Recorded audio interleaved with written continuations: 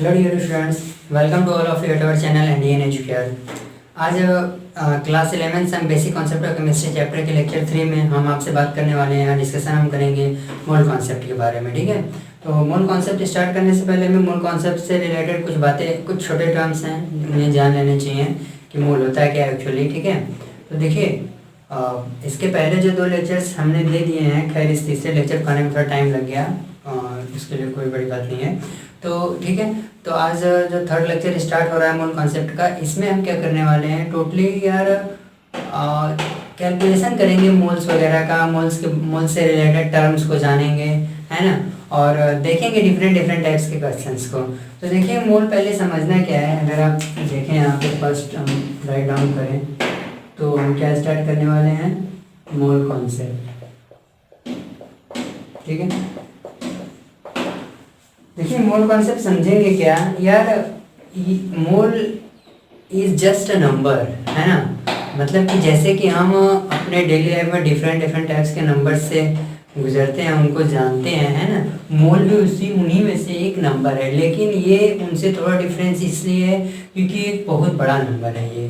अगर हम मोल वर्ड्स को बोलें या कहें तो ये काफ़ी एक बड़ी संख्या को डिनोट करता है। ठीक है, तो जिस तरीके से अगर आपको मोल समझना है तो जैसे सबसे सिंपल एग्जांपल दिया जाता है, जैसे कि हम 1 डजन, ठीक है, 1 डजन की बात करते हैं तो हमारे सामने 12 थिंग्स की बात आती है। ठीक है, अगर 1 डजन हम कहें तो 12 थिंग्स, 12 चीज़ें होती हैं एक डजन में। अब एक डजन आप कुछ भी ले लीजिए। ठीक है, अगर हम कहें कि 1 डजन, है ना, 1 डजन एग, 1 डजन एग को कहें तो आप कहेंगे ठीक है भैया 12 एग की बात की जा रही है।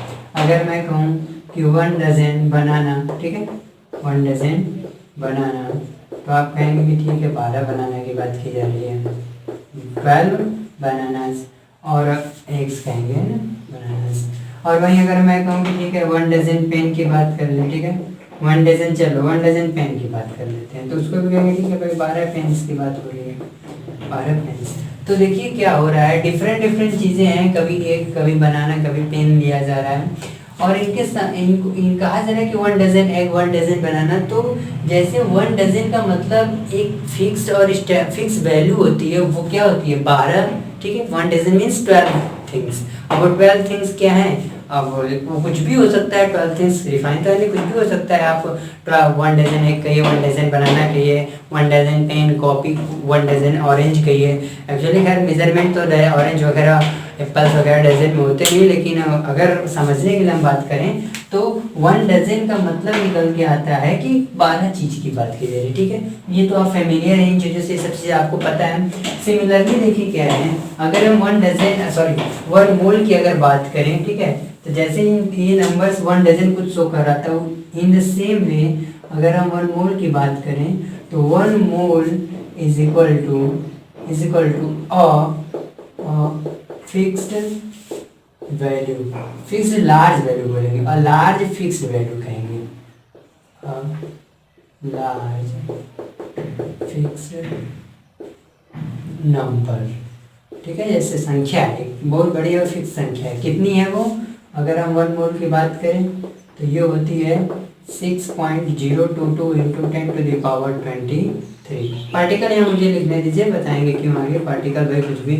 तो 1 डजन जिस तरीके से शो करता था 12 थिंग्स को, उसी तरीके से 1 मोल इतनी चीज़ों को शो कर रहा है। आप देख रहे होंगे कि अपने यहाँ एक बहुत बड़ी वैल्यू है, ये 10⁻23 के फैक्टर में है ये, तो काफ़ी बड़ी वैल्यू है। अच्छा, अब यहाँ पे 1 मोल इतना, ठीक है। अब देखिए इस क्या होता है, 1 मोल कोई जनरली, है ना, 1 मोल कोई, it is also denoted as, है ना, it is also denoted by N naught या एन ए नॉट, है ना, या एन ए, मतलब एवोगैड्रो नंबर, एवोगैड्रो, ठीक है, एवोगैड्रो नंबर भी शो करते हैं। देख रहे हैं, इन शॉर्ट में एन ए मतलब एवोगैड्रो नंबर। यानी यहाँ से हम एक चीज़ ये भी जानेंगे कि एवोगैड्रो नंबर अगर आया, एवोगैड्रो नंबर, तो हम जानेंगे कि यहाँ एक फिक्स नंबर की बात की जा रही है, वह 6.022 इंटू 10⁻23। ठीक है, तो देखिए जिस तरीके हमने यहाँ पे मोल क्या है ये तो पता है ठीक है भाई, एक संख्या है, फिक्स संख्या है और एक अपने आप में बहुत बड़ी संख्या है। अब इसका यूज क्यों मोल पढ़ रहे हैं, अभी डिस्कस करेंगे आगे मोल क्यों यूज कर रहे हैं, क्यों पढ़ेंगे। तो ये समझ में आया ना। तो देखिए ये इतनी की और एक चीज़ आनी है कि अगर आप यहीं से मोल को डिफाइन करेंगे, ठीक है, मोल की अपनी डिफिनीशन भी आती है। खैर अभी क्वेश्चंस लिए जा रहे हैं, अगर आप डिफाइन करेंगे मोल को तो कुछ इस तरीके से इसकी डिफिनेशन होगी कि it is equal to the, ठीक है, it is equal to the number of substance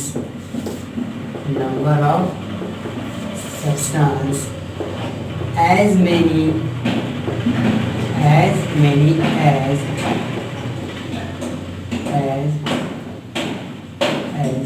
there are present in 12 gram of as many as there are number of atoms, ठीक है, present in 12 ग्राम से 12 आइसोटोप, 12 ग्राम से 12 isotope. ये definition है, ठीक है, बस जान लीजिए डिफिनीशन इसी तरीके से इसको डिफाइन भी करते हैं। और समझने के लिए हमने देखा कि मोल एक बहुत बड़ी फिक्स नंबर होती है, ठीक है। अच्छा मोल ये समझ में आ गया। तो जैसे कि अगर हम कहें इसी पे कुछ बात करें, अच्छा एक चीज़ और यहाँ पे जानिए, अगर ग्राम एटम वाला लें, अभी रुके ग्राम एटम वाला रहने देते हैं। अभी जैसे मैं कहूँ कि जैसे बात करेंगे कि फाइंड द नंबर ऑफ करके फर्स्ट हम कह रहे हैं, फर्स्ट नंबर ऑफ कह देंगे ऑरेंज इन 3.2 मोल, ठीक। मैं कहूँ नंबर ऑफ बनाना, ठीक है, नंबर ऑफ बनाना इन 12 मोल, ठीक है। मैं कहूँ ठीक है भाई नंबर ऑफ कुछ भी ले लीजिए, आप पेन ले लीजिए, नंबर ऑफ पेन इन 18 मोल। फिर नेक्स्ट ले लेते हैं नंबर ऑफ एप्पल इन 1.6 मोल। कुछ भी ऐसे है ना, क्या हम कुछ बस हम कह रहे हैं कि भाई अगर हम 3.2 मोल ऑरेंज लेते हैं तो उसमें कितने ऑरेंज होंगे आपको ये बताना है। अगर हम 12 मोल बनाना लेते हैं तो उसमें कितने बनाना होंगे वो बताना है। जो भी देखें तो क्या करना है भाई, हम जानते हैं है ना कि क्या जानते हैं, since we know that one first के लिए अगर बात करें फर्स्ट के लिए, ठीक है, 1 मोल इज इक्वल टू 1 मोल जहाँ कहीं भी यूज होता है तो वो एक फिक्स वैल्यू को शो करता है, फिक्स नंबर को शो करता है। वो कितना है 6.022 इंटू 10⁻23, ये 1 मोल की वैल्यू होती है। तो यहाँ पे 3.2 मोल ऑरेंज लिया है तो उसमें कितने होंगे ऑरेंज, ठीक है यार। ये तो पता है कि 1 मोल में इतनी संख्या होती है। अब वो संख्या क्या होगी, उस संख्या में संख्या तो खैर होती है, साथ में उस किसकी संख्या, किस चीज़ की संख्या तो आपको क्लियर देंगे वो कि भाई किस चीज़ की, ऑरेंज की बनाना की, पेन की या एनीथिंग, ठीक है। तो अगर 3.2 मोल ऑरेंज लिया जाए तो इसमें ऑरेंज कितने होंगे, कितने ऑरेंज होंगे। तो ठीक है भाई 1 मोल हम जानते हैं कि 1 मोल में इतनी संख्या होती है, तो यहाँ क्या हो जाएगा नंबर ऑफ ऑरेंजेस, ठीक है, number of oranges in 3.2 mole. Just multiplication हो जाएगा 3.2 इंटू 6.022 इंटू 10⁻23। आप डायरेक्ट मल्टीप्लाई कर दिए है ना, 64 64 से 4 है ना 7 और ये हो जाएगा आपका 19, ठीक है, लगभग 4 19.27 इंटू 10⁻23 ऑरेंजेस। देख रहे हैं इतने ऑरेंज आ रहे हैं आपके 3.2 मोल में, है ना, दिख रहा है। उसी तरीके से अगर आप बनाना के केस में बात करें, इसे इरेज कर दें, है ना, मिला से फटाफट यहीं पे देख रहे हैं ये भाई 3.2 मोल अगर ऑरेंज हमें लिया तो उसमें कितने ऑरेंज हमको मिले, इतने ऑरेंज मिले, ठीक है। इसे इरेज करते हैं, इरेज केस नहीं है यहाँ पे, डेफिनेशन भी हो गया, कोई नहीं। उसी तरीके से अगर आप इसकी बात करें नंबर ऑफ बनाना इन 12 मोल तो क्या कहेंगे आप, टोटल लिख देंगे, डायरेक्ट लिखेंगे नंबर ऑफ बनानास इन 12 मोल। क्या लिखेंगे भाई? 12 इंटू 6.022 इंटू 10⁻23। तो ये कहीं वैल्यू आपकी आएगी, ये सेकेंड है ना आपका, ठीक है सेकेंड है लीजिए। आप इसको कैलकुलेट कर दीजिए, 24 है ना, 24 6 और 2 72 और डेसिमल 3 डिजिट बाद, और ये करीबन 264 डेसिमल यहाँ पे इंटू 10⁻23। तो ये करीबन इतनी वैल्यू आ रही है, 72.264 इंटू 10⁻23 बनाना है। अगर 12 मोल बनाना आप लेते हैं तो इतने बनाना आपको मिलेंगे, 72.264। उसी तरीके से आप थर्ड वाले को कैलकुलेट करिए। पेन की बात करें तो लिखेंगे हम नंबर ऑफ पेन्स, ठीक है, क्या लिखेंगे? नंबर ऑफ पेन्स इन 18 मोल। अगर 18 मोल पेन लेते तो क्या हो जाएंगे? 18 इंटू 6.022 इंटू 10⁻23। कैलकुलेशन कर लीजिए, 36 39 3 108 108, ठीक है। तो डेसिमल हो जाएगा 3 डिजिट बाद, तो ये आपका हो जाएगा 108.396 into 10⁻23 pen. In the same way हम एप्पल के लिए भी कर लेंगे भाई। एप्पल के लिए क्या हो जाएगा? यहाँ पे देखिए एप्पल के लिए बना दे रहे हैं, क्या हो जाएगा एप्पल के लिए? नंबर ऑफ एप्पल्स, इधर पे दिख रहा होगा नंबर ऑफ एप्पल्स इन 1.6 मोल। क्या हो जाएगा देख लीजिए, 1.6 इंटू 6.022 इंटू 10⁻23। कैलकुलेशन कर लीजिए, इसको अलग कर लेते हैं। कैलकुलेशन करना हो तो 32 35 3 96 इंटू 10⁻23। तो ये आपका हो जाएगा 4 डिजिट बाय डेसिमल ना, तो 9.6352 इंटू 10⁻23। तो देखिए क्या हमने किया, सिंपली भाई 3-4 को एग्जांपल्स लिए और हम मोल से यहाँ पे क्या हो रहे हैं, इंट्रोड्यूस हो रहे हैं बार बार कि भाई ठीक है, अगर मोल है क्या, तो मोल एक फिक्स नंबर है, एक लार्ज फिक्स नंबर है। तो इस तरीके से हमने डिफरेंट टाइप के थिंग्स लिए और इन थिंग्स में उन थिंग्स को हमने मोल के रिस्पेक्ट में लिया था और उनके उस मोल के रिस्पेक्ट में कितने उनके नंबर्स मौजूद थे उसको हमने कैलकुलेशंस करके दिखाए। तो मोल वाले पे इससे भी अधिक अच्छे क्वेश्चन अभी बनते हैं, उसको भी हम लोग ले रहे हैं। फिलहाल इतना देख लिया ना, तो फिर अब इसके बाद हम आते हैं और अब सीधा मोल फाइंड करना सीखते हैं, ठीक है। मोल फाइंड करना सीखते हैं, तो इसे इरेज किया जाए। चलिए इरेज करते हैं और आगे बढ़ते हैं। अच्छा, तो इस तरीके से मोल वगैरह हो गया। अभी मोल निकालने से पहले, ठीक है, एक काम करते हैं कि जैसे देखिए 1 मोल क्या निकल के आया, या 1 मोल या यूँ कहिए 1 mole is equal to handling, या यूँ इसको कहिए कि 6.022 इंटू 10⁻23 एंटिटीज। अच्छा देखो ये क्या है, अगर मैं यहाँ पार्टिकल लिखूँ, ठीक है, तो ये पार्टिकल में देखिए कुछ भी हो सकता है। जैसे कि वहाँ एक थिंग्स, अलग अलग थिंग्स थे, कभी ऑरेंज, कभी बनाना, कभी पेन्स, कभी एप्पल्स वगैरह आ रहे थे ना।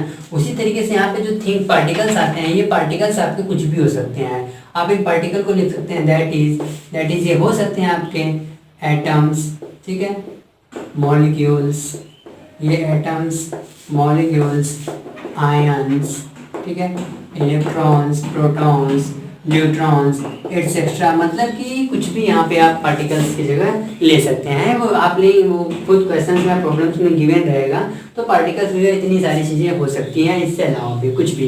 तो ये 1 मोल था। अच्छा एक चीज़ और यहाँ जानिए कि अच्छा एक चीज़ तो पता हो गया कि भाई 1 मोल का मतलब होता है एक फिक्स वैल्यू या एक फिक्स नंबर होती है जो एक लार्ज होती है, ठीक है। तो यहाँ पे कभी कभी अब आपको यहाँ पहले मास समझना पड़ेगा। देखिए अब हम क्या बताने जा रहे हैं कि अच्छा बताइए, एटम कंसिस्ट ऑफ, ठीक है, atom consist of electron, protons and neutrons. ये हमको पता है कि एटम इलेक्ट्रॉन, प्रोटॉन और न्यूट्रॉन से मिलके बने होते हैं, ठीक है। अच्छा उनमें उनका अगर डिस्ट्रीब्यूशन आप देखते हैं तो कुछ इस तरीके से होता है कि भाई अगर ये न्यूक्लियस होता है तो इसमें प्रोटॉन और न्यूट्रॉन्स रहते हैं और इलेक्ट्रॉन ऑर्बिट में मूव करते रहते हैं, ठीक है। हम उनका डायरेक्शन नहीं शो कर रहे हैं, बस ऐसे ही चीज़, ठीक है। तो मान लो ये इलेक्ट्रॉन्स हैं सारे, है ना। तो ये इनका डिस्ट्रीब्यूशन आप पिछले क्लासेस में पढ़े भी होंगे कि एटम्स के inside the atom proton neutrons lies inside the nucleus, whereas electron revolves around the nucleus in different orbits. तो ये इनका इस तरीके से अरेंजमेंट रहता है। तो देखिए क्या होता है एक्चुअली, और आपको ये पता भी है कि ये भी आपको मालूम है कि मास ऑफ इलेक्ट्रॉन, ठीक है, मास ऑफ इलेक्ट्रॉन, ठीक है, जिसको आप एम बोलते हो, क्या होता है 9.1 इंटू 10⁻28 ग्राम लीजिए, अभी केजी में ले लीजिए, ग्राम में ले रहे हैं, केजी में नहीं ले रहे हैं, ठीक है। सिमिलरली अगर आप देखें तो मास ऑफ प्रोटॉन क्या होता है, जनरली एमपी लिखते हैं इसको, ये लगभग 1.672 इंटू 10⁻24 ग्राम, ठीक है। और अगर देखें तो मास ऑफ न्यूट्रॉन एन, या यूं कह लीजिए, पूरा लिख लीजिए, मास ऑफ न्यूट्रॉन या एम क्या होता है, ये भी लगभग 1.7674 लोग लेते हैं, है ना। होता तो इतना थोड़ा सा डिफरेंस, लेकिन प्रोटॉन के मास के बराबर ही इसका मास कंसीडर किया जाता है ना। होता तो थोड़ा सा डेसिमल का, बस डेसिमल डिजिट का डिफरेंस होता है, लेकिन फिर भी mass of proton approximately mass of neutron के बराबर होता है। ये सब तो हम लोग को पता ही था। तो देखिए हमारा अगला अप्रोच क्या है, हम चाह रहे हैं कि अब हम चलें और किसी एक पर्टिकुलर एलिमेंट के एटम को लें और उसके मास को कैलकुलेट करें, जरा देखें क्या आता है। फिर वहीं से हम अपने आगे के कॉन्सेप्ट को समझेंगे, ठीक है। आगे का हमारा कॉन्सेप्ट और आगे के टॉपिक वहीं से फर्दर डिस्कस होने शुरू हो जाएंगे। तो हमारा अभी समझना है क्या करना है, हम चलते हैं किसी एक एटम को पर्टिकुलर टारगेट करते हैं और चेक करते हैं। टारगेट के मतलब कि उसके एटम के मास को कैलकुलेट करना है सिंपली, ठीक है। तो चलिए हम ये जरूर याद रहेगा। अच्छा एक चीज़ बताइए, जब भी किसी भी एटम का मास निकालेंगे तो वो इन जनरल होगा क्या। अगर मान लीजिए कि हम कहें कि एटम का मास अगर हमें निकालना ही है, तो उस एटम में जो उसके सब एटॉमिक पार्टिकल्स हैं उनके मास को सम अप कर दिया जाए तो उनके मास, उस पूरे एटम का मास आ जाएगा। यानी कहने का मतलब एटम का मास अगर आपको फाइंड आउट करना है, अगर निकालना है, तो आप क्या करिए, एटम में जो इलेक्ट्रॉन्स, प्रोटॉन और न्यूट्रॉन्स हैं उनके मास को एड अप कर दीजिए, टोटली आपको एटम का मास आ जाएगा। तो उसी अप्रोच को हम आगे चल रहे हैं करना, ठीक है। तो इसको इरेज करते हैं, ठीक है, और ये भी इरेज करते हैं, और इसे भी हमें इरेज करना पड़ेगा। साइड में जरूरत पड़ेगी तो लिख लेंगे। तो जैसे देखते हैं इसमें लिखेंगे मास ऑफ वन एटम ऑफ, ठीक है, मास ऑफ वन एटम। आप मान लो हम लेते हैं आपका carbon atom, mass of one atom of carbon के एक एटम का चलिए हम मास कैलकुलेट करना देखते हैं कि एक एटम का मास क्या आता है। अच्छा एक चीज़ और यहाँ मैंने एक चीज़ बताना भूल गया, आपको ध्यान देना चाहिए, बता दे रहे हैं कि ये जो AMU यहाँ पे भी हमें क्लियर करना पड़ेगा, ठीक है। अभी एक चीज़ जान लीजिए, हम यहाँ AMU लिख रहे हैं, बता रहे हैं क्या है, 1 AMU एटॉमिक मास यूनिट, ठीक है। ये एटम के मास को भी रिप्रेजेंट इसी से करते हैं। तो 1 AMU की एक्चुअली वैल्यू एक होती है 1/n0 ग्राम, ठीक है, 1/n0 ग्राम ये वैल्यू होती है। इसे याद रखिए, अभी बताएंगे क्या है AMU का मतलब क्या है। तो AMU मतलब एक 1 एटॉमिक मास यूनिट, इसकी वैल्यू होती है वही किसके इक्वल होता है, 1/n0 ग्राम के इक्वल होता है। और n0 अभी हम लोगों ने पढ़ा है क्या है, एवोगैड्रो नंबर है ये, ठीक है। तो अगर आप यहाँ से एक चीज़ ये भी देख लीजिए, अगर आप यहाँ से 1 AMU की वैल्यू निकालते हैं ना, तो करीबन आपका 1/6.022 इंटू 10⁻23 ग्राम। और कैलकुलेशन आप करेंगे ना, आफ्टर कैलकुलेशन आप ये फाइंड करेंगे, आप पाएंगे कि 1 AMU की वैल्यू आती है 1.66 इंटू 10⁻24 ग्राम, ठीक है। ये 1 AMU की वैल्यू आती है, आप कैलकुलेशन करेंगे ना तो इतना मिलेगा। तो 1 AMU और ग्राम में एक रिलेशन होता है क्या, 1 AMU यानी 1 atomic mass unit is equal to 1.66 into 10⁻24 gram, ठीक है। इनका यूज आगे आने वाला है, इसलिए हमने इनको यहाँ लिख दिया। चलिए वापस आते हैं यहाँ पे, कार्बन के एक एटम के मास को अगर कैलकुलेट करना है तो यहाँ पे क्या जानते हैं, कार्बन के एक एटम में, अगर भाई आप जानते हैं कार्बन के एटॉमिक मास इसी तरीके से करते हैं ना, एटॉमिक नंबर और एटॉमिक मास, है ना, एटॉमिक नंबर 6 एटॉमिक मास, इसका जल्दी जानते हैं हम लोग जनरली। तो इसमें होते क्या हैं, कार्बन में 6 कार्बन है ना, 6 electron plus 6 proton plus 6 neutrons होते हैं, है ना। कार्बन के एक एटम में 6 इलेक्ट्रॉन 6 प्रोटॉन और 6 न्यूट्रॉन, नहीं न्यूट्रॉन देख लीजिए, कितने होते हैं, A = Z + N कर लीजिए ना, ठीक है। 12 is equal to 6 plus n, neutron भी 6 है, ठीक है। न्यूट्रॉन प्रोटॉन इलेक्ट्रॉन की संख्या क्या है, बराबर है। चलो कोई नहीं, तो अब क्या करना है कि अगर 6 इलेक्ट्रॉन है, 6 प्रोटॉन है, 6 न्यूट्रॉन है, तो एक इलेक्ट्रॉन का मास हमको पता है, प्रोटॉन का भी मास पता है, न्यूट्रॉन का भी मास पता है। तो इसी तरीके से 6 इलेक्ट्रॉन 6 प्रोटॉन 6 न्यूट्रॉन का मास आ जाएगा। तो आप यहाँ से निकाल सकते हैं 6 इंटू 9.1 इंटू 10⁻⁻28 ग्राम, ठीक है। ये इलेक्ट्रॉन वाला हो गया, प्लस प्रोटॉन का लेंगे 1.672, ठीक है, इंटू 10⁻⁻24 ग्राम, ठीक है। और मैंने बताया था कि हम क्या करेंगे, न्यूट्रॉन का मास और प्रोटॉन का मास क्या करेंगे, इक्वल मान के चलेंगे, ठीक है। तो अगर प्रोटॉन का इतना है तो न्यूट्रॉन का भी इतना हो जाएगा, यानी कि ठीक इसी का डबल हो जाएगा। यानी अगर आप न्यूट्रॉन को आप एक बार लिख लीजिए, ठीक है, समझ आ जाएगा। न्यूट्रॉन को भी हम क्या लेंगे 6 इंटू 1.672 इंटू 10⁻⁻24 ग्राम। हमने बताया था ना कि प्रोटॉन और न्यूट्रॉन के मास को अप्रॉक्स बराबर माना ही जाता है। तो ये वैल्यू सेम है, तो ये 2 टाइम्स हो जाएंगी, है ना।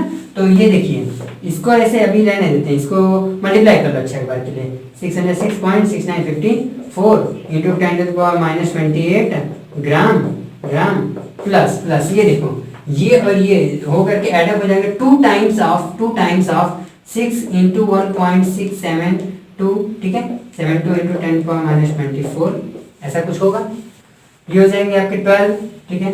चलिए आगे आते हैं, यानी कि 54.6 इंटू, मैं इसको ये अभी मैं लिख रहा हूँ लेकिन यहाँ लिखूंगा नहीं आगे चल करके, अभी देखो मैं बताऊंगा क्यों नहीं लिख रहा हूँ। प्लस ये आपको हो जाएंगे 12 इंटू, है ना, 12 इंटू ऐसा करिए कि 1.672 इंटू 10⁻⁻24, ठीक है। अब 10⁻⁻24 कॉमन ले लीजिए, तो 10⁻⁻24 कॉमन लेंगे तो ये वैल्यू यहाँ से क्या आ जाएगी 54.6 इंटू 10⁻⁻4 प्लस ये तो यहाँ से -4 बचेगा, पूरा चला जाएगा, तो 12 इंटू समथिंग इतना ही बचेगा। यानी कि 12 2 जा 24 कैरी 2, 12 7 जा 84 2 6 कैरी 8, है ना, 12 6 जा 72 और 80 0 कैरी 8 20 लगभग इतना, ठीक है। तो कहाँ चला गया, ये आपका आ जाएगा, और डेसिमल कितने ले जा सकते हैं, 3 डिजिट, ठीक है, बस इतना। अच्छा देखिए यहाँ पे क्या है कि कार्बन के एक एटम का मास हमको एक्चुअली 12 है, आप 12 ये पूरा कैलकुलेशन ना 6 और 6, ठीक है, कोई नहीं। देखो ये वैल्यू एक बार के लिए रुक जाओ, यहीं पे देखो, ये कैलकुलेशन अभी नहीं करो, यहीं पे नहीं करो, ये इसको पहले देखो। यहाँ पे ये जो हमने 10⁻⁻24 कैरी लिया था, तो यहाँ पे 54.6 इंटू 10⁻⁻4 आया था, प्लस यहाँ पे 12 समथिंग आया था। यार ये पूरी वैल्यू 10⁻⁻24 बाहर चली गई, ठीक है, और 1.6, और हमने क्या किया, इस पूरे को 2 मान लिया था, है ना। यार यहाँ पे मैंने कहा था ना कि इलेक्ट्रॉन प्रोटॉन और न्यूट्रॉन का मास इक्वल हो जाएगा, माना जाता है। तो ये पूरी वैल्यू मिला करके ये 1.6 नहीं, ये पूरा मिला करके हमने क्या मान लिया था, 6 मान लिया था, और ये 12 हो गए थे। तो 12 इंटू 10⁻⁻24 यहाँ पर था, ऐसा कुछ करके। तो अब बताओ यहाँ पे 12 के कंपैरिजन में ये वैल्यू बहुत छोटी है कि नहीं। 12 के कंपैरिजन में देखा जाए तो ये वैल्यू क्या है, काफ़ी छोटी है। तो 12 के कंपैरिजन में अगर ये वैल्यू काफ़ी छोटी है तो हम इसको क्या करेंगे, नेग्लेक्ट कर देंगे और यहीं पे छोड़ देंगे। तो ये आपका आ जाएगा 12, ठीक है। और ये वैल्यू जो आ रहे थे आपके, और ये आ रहे थे आपका ग्राम में, ठीक है, ग्राम में। हमें एमयू में कैलकुलेट करना है, तो ठीक है कोई नहीं, 12 इंटू 10⁻⁻24, ठीक है, ये आपका वैल्यू ग्राम में आया था। कार्बन के एक एटम का मास ग्राम में इतना आया, ठीक है। लेकिन अब यहाँ पे ध्यान दीजिए, हमें क्या करना है, क्योंकि अपने कैलकुलेशन को आसान बनाने के लिए हम क्या करेंगे, है भाई, ये डेसिम 0.000 समथिंग वैल्यू आ रही है, तो अपने कैलकुलेशन को इजी करने के लिए हम लोग क्या करते हैं, इस ग्राम को किसके टर्म में लिखना शुरू करते हैं, एएमयू के टर्म में लिखना शुरू करते हैं, ठीक है। किसके टर्म में लिखना शुरू करेंगे, एएमयू के टर्म में। तो यहाँ से आपकी जो वैल्यू आपकी बाहर आती है, यहाँ से देखेंगे नॉट की वैल्यू, ठीक है, तो आएगी 12 इंटू 10⁻⁻24 इंटू, यहाँ से ये ग्राम को एएमयू में टर्न करना है तो एनॉट से मल्टीप्लाई करना पड़ेगा, यानी 6.022 इंटू 10⁻23। बात समझ में आ रही है। अच्छा, इतना क्या आ जाएगा, एएमयू जू। और आपको पता है ये पूरी वैल्यू अगर आप कैलकुलेट करेंगे ना, इतनी वैल्यू नहीं, एक्चुअली यहाँ पे एक और वैल्यू थी, एक गलती हो गई हम लोग से। यहाँ पे ये जो आपका 1.672 इंटू 10 टू द पावर -24 यहाँ से बचेगा, सॉरी, है ना, यहाँ पे इंटू 6 इंटू 12। अब देखो ये कैसे हो रहा है, थोड़ा सा कैलकुलेशन में मिस्टेक हो गया था, फिर से मैं बता रहा हूँ क्या करना है। 6 इंटू 2 क्या हुआ था, यहाँ पे 12 हो गया था, और 1.672 ऐसे ही हमने रहने दिया, और 10 -24। तो अब एक चीज यहाँ पे ये देखो, ये कार्बन का ग्राम में मास आया है। अगर आप इसको अच्छे से लिखें तो 12 into 1.672 into 10 to the power -24 gram में आंसर आया है। ठीक है, ये कार्बन के एक एटम का मास ग्राम में है। तो अब देखिए यहाँ पे डेसिमल वाले भी वैल्यू और ऊपर यहाँ पे खुद 10 टू -24 है, तो ये वैल्यू डेसिमल में बहुत छोटी होने वाली है, छोटी है भी। तो हम क्या करेंगे, इतनी छोटी वैल्यू को अपने कैलकुलेशन को आसान करने के लिए हम इसी को AMU के टर्म में लिखते हैं। इसी ग्राम को हम क्या करेंगे, AMU के टर्म में लिखेंगे। तो यहाँ से देखिए क्या है, एक AMU इतने ग्राम के बराबर है, इतने ग्राम के बराबर है ना। तो जब ग्राम को AMU के टर्म में लिखेंगे तो क्या लिखेंगे, 1 AMU इंटू N0, या यहाँ से अगर ग्राम को ट्रांसपोज करोगे तो 1 AMU इंटू N0 आएगा, यानी यहाँ ग्राम की जगह में लिखना भी होगा तो 12 into 1.672 into 10 to the power -24 into इस ग्राम की जगह हम क्या लिख रहे हैं, N0, है ना, N0 यानी कि क्या, यानी कि 6.022 इंटू 10 टू द पावर 23। ये आंसर किस में जाएगा, AMU। देखिए मैं यहाँ से ग्राम को AMU के टर्म में लिख रहा हूँ, ठीक है, समझ आ रहा होगा। अब देखिए आप कैलकुलेशन करेंगे ना तो इतनी वैल्यू पता है क्या है कि इतनी पूरी वैल्यू 1 के बराबर आएगी, अप्रॉक्स 1 आएगी। हम कैलकुलेशन अगर आप करेंगे तो इतनी वैल्यू मैं बता दे रहा हूँ कितनी आएगी, लगभग 0.99936 समथिंग ऐसे आएगी। हम इसको 1 मान लेते हैं, इसको पूरा हम लोग क्या कंसिडर कर लेते हैं, 1 करते हैं। तो इतनी पूरी वैल्यू 1 आएगी। तो कार्बन के एक एटम का मास आपने अगर निकाला तो 12 AMU आएगा। एक्चुअल में ग्राम में आता है, लेकिन आप अपने कैलकुलेशन को आसान करने के लिए इसी ग्राम को किसमें कन्वर्ट कर देते हैं, AMU में। क्या आपको इतनी बात समझ में आई? तो कार्बन के एक एटम का मास हमने कैलकुलेट किया तो वो हमारा 12 AMU आया। और आपको पता भी है, अब आपको तो समझ में आना चाहिए कि कार्बन के एक एटम का हम ग्राम के टर्म में भी रिप्रेजेंट कर सकते हैं और AMU के टर्म में भी रिप्रेजेंट कर सकते हैं। क्योंकि ग्राम के टर्म में रिप्रेजेंट करने से प्रॉब्लम ये आ रही है, प्रॉब्लम तो कुछ नहीं, बस इतनी दिक्कत है कि कैलकुलेशन थोड़ा हमारा टफ नहीं, मतलब डेसिमल वाले डिजिट्स को लिखना हमारे थोड़ा टफ लग रहा है। तो हमने उसको ईजी करने के लिए क्या किया, इसी ग्राम को किसमें कन्वर्ट कर दिया, AMU में। इसलिए हमने यहाँ पे एक रिलेशन लिख दिया था, AMU और ग्राम में इस तरीके का रिलेशन होता है। तो आई थिंक आपको समझ में आ गया होगा, कार्बन के एक एटम का मास 12 AMU। इसी तरीके से जितने भी एलिमेंट हैं सबके एक एटम का मास आप कैलकुलेट कर सकते हैं। तो ग्राम से AMU में आएंगे तो आपको जितना आप अभी तक लर्न किए ना, जैसे इसी तरीके से मैं देखो मैं इसको इरेज कर रहा हूँ, ठीक है, इसे इरेज करते हैं। और जैसे देखो तुमने यहाँ से कई बार लिखा होगा, है ना, ऑक्सीजन के लिए आप लिखते हो 16 AMU, ठीक है, नाइट्रोजन के लिए आप लिखते हो 14 AMU, सोडियम के लिए आप लिखते हो 23 AMU, लिखते हैं ना। हाइड्रोजन के लिए जनरली आप लिख देते हैं 1 AMU, है ना, वही अगर हाइड्रोजन मॉलिक्यूल रहता है तो 2 AMU। तो आप देख सकते हैं, आप ये जो इतना लर्न किए, जितने भी एटॉमिक मास ना AMU के टर्म में, वो इस तरीके से कैलकुलेट कर सकते हैं। उनमें इलेक्ट्रॉन प्रोटॉन न्यूट्रॉन का संख्या देखिए कि इलेक्ट्रॉन प्रोटॉन न्यूट्रॉन कितने हैं उनमें, फिर उनके मास को रखिए। हाँ, हर बार याद रखिएगा कि इलेक्ट्रॉन के मास को आपको क्या कर देना है, नेग्लेक्ट कर देना है। तो हमने यहाँ पे बताया, देखिए ना 12 इंटू, यहाँ पे देखिए ना यार, 12 इंटू 1.672 था ना, तो इसके कंपैरिजन में 12 इंटू इतने के कंपैरिजन में ये बहुत छोटी वैल्यू है, इसलिए इसको हमने क्या कर दिया, नेग्लेक्ट कर दिया। यानी कि अगली बार अगर आप जब भी किसी एटम का मास कैलकुलेट करें तो उसमें इलेक्ट्रॉन के मास को क्या करें, नेग्लेक्ट कर दें। ठीक है, चलिए इसे इरेज करते हैं और अब थोड़ा कुछ और आगे की बात जान लेते हैं। तो इसको इरेज किया जाए। और देखिए ये कहना ठीक है भाई कि इलेक्ट्रॉन का मास प्रोटॉन न्यूट्रॉन के कंपैरिजन में काफी छोटा होता है, इसलिए हम उसको नेग्लेक्ट कर लेते हैं। आप इसको देखेंगे ना, कैलकुलेशन से भी अगर आप देखेंगे ना, तो इलेक्ट्रॉन का जो मास होता है प्रोटॉन के मास का लगभग 1836 टाइम्स छोटा होता है। समझ में आ रही बात ना? तो आप कैलकुलेट करेंगे तो वहां से आपको मिल जाएगा। तो चलिए ये रहा। अब देखिए हम चलते हैं कुछ अपने क्वेश्चंस की तरफ, आगे बढ़ते हैं। और एक चीज आप पहले बढ़ने से पहले एक चीज और जान लें। देखिए हम यहाँ से कहें अगर कि मास of one one oxygen atom. तो आप सीधा आप कहेंगे ठीक है भाई 16 AMU, क्योंकि जिस तरीके से हमने कार्बन का निकाल के दिखाया था AMU के टर्म में, ऐसे अगर आप इसका भी निकालेंगे ना तो इनका भी उतना ही मिलने वाला है। ठीक है, तो 16 AMU कार्बन के एक एटम, ऑक्सीजन के एक एटम का मास कितना होता है 16 AMU, जिसको आप लोग एटॉमिक मास भी बोल देते हो। अच्छा देखो यहीं पे क्या है ना कि 16 AMU, अगर हम इसी को आगे चल करके भी, ये तो ऑक्सीजन के एक एटम का मास है, ऑक्सीजन के कितने एटम का मास है, एक एटम का मास है।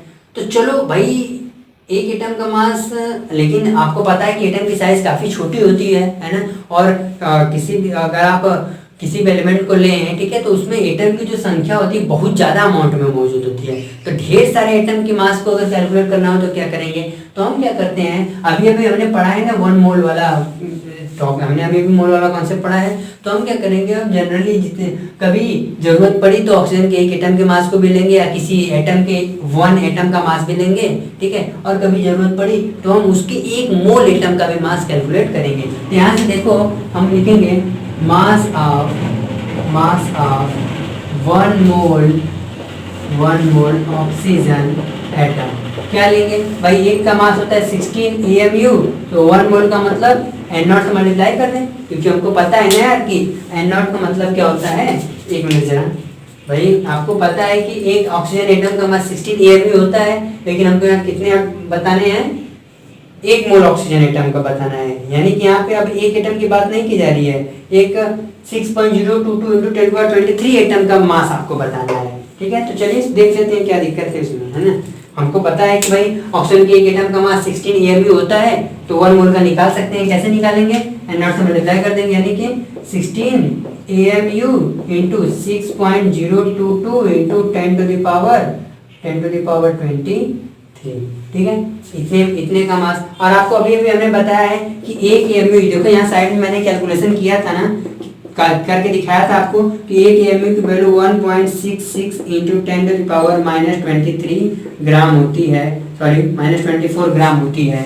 हमने भी कैलकुलेशन करके आपको दिखाया था, भूलिएगा नहीं उसको।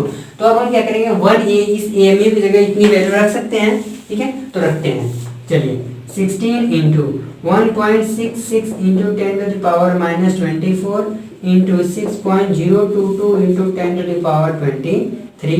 अभी देखिए ग्राम में आ जाएगा। ठीक है, देखिए ग्राम में आ गया है ना, AMU से रिप्लेस हो गया। अब मैं फिर से आपको बताऊं कि अगर आप कैलकुलेशन करेंगे, इसका मल्टीप्लिकेशन करेंगे, पहले मैंने बताया था, आप करके देखेंगे ये वैल्यू क्या है कि 1 आएगी। ठीक है, करके देखिएगा तो अप्रॉक्स 1 आएगी, एग्जैक्ट नहीं आएगी, लेकिन 0.999 समथिंग आएगी, तो उसे 1 ही मानेंगे।